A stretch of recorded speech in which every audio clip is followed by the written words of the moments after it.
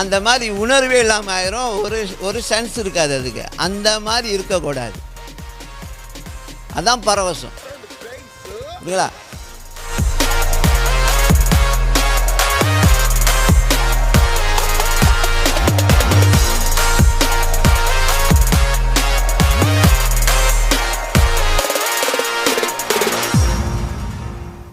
சந்தோஷம் ஒன்று, பரவசம் ஒன்று. பரவசம் தெரியுமா எப்படி? நினச்சாலையா அடுத்தது என்னங்க அன்றைக்கெலாம் இப்படி நீங்கள் ஃபயராக இருந்தீங்க, பயங்கரமாக சாட்சி சொன்னீங்க, அடுத்து நடந்துச்சு, இது நினச்சி இன்றைக்கி என்ன புஷ்ஷுன்னு. அந்த ஜாய் வந்து ஷார்ட் பீரியட் ஆஃப் டைம். புரியுதா?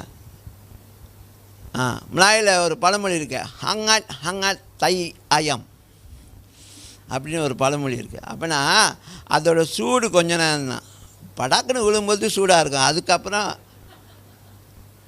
காஞ்சி போயின கழுவாறு மாதிரி ஆயிரும்.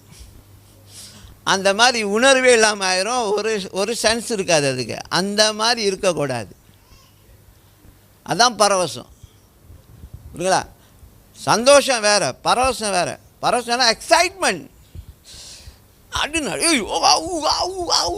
அப்புறம் கொஞ்ச நாள் சேர்ந்து இல்லைங்க அன்றைக்கி கையை தூக்குனீங்க, பரவசமாக குதிச்சிங்க, அதை செஞ்சீங்க, இன்றைக்கி என்ன இது ரோபோட் மாதிரி நடக்கிறீங்க, எல்லாம் ஸ்டிஃபாச்சு, எல்லாம் இறுக்கி போச்சு. அந்த ஜாய் இல்லை, அது இல்லை. அப்படி இல்லை கிறிஸ்தவ வாழ்க்கை.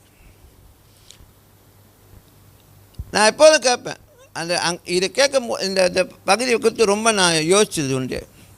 ஒவ்வொரு தடவை ஜனங்கள் கூடி போகும்பொழுது வேதத்தில் பார்த்தா அவங்க சந்தோஷமாக போவாங்களாம். நான் உங்களை ஒரு கேள்வி கேட்குறேன், எத்தனை பேர் நீங்கள் ஒவ்வொரு வாரம் சபைக்கு வந்து இந்த சிஎல்சி ராயல் ஃபேமிலியோட கேதரிங்கில் வந்த பிறகு நீங்கள் போகும்பொழுது சந்தோஷமாக போகிறீங்க, வார்த்தையை பெற்றுக்கொண்டீங்க, அந்த ஃபெலோஷிப்பை பெற்றுக்கொண்டோம், அந்த கெட் டுகெதர் அப்படி தான் இருந்துச்சுலாம். இல்லை நான் வந்தேன், என் வழி தனி வழி, போகிறது தான் என் வழி தனி வழி. கடைசியில் அது எங்கே போய் முட்டும்? பொல்லாத வழி.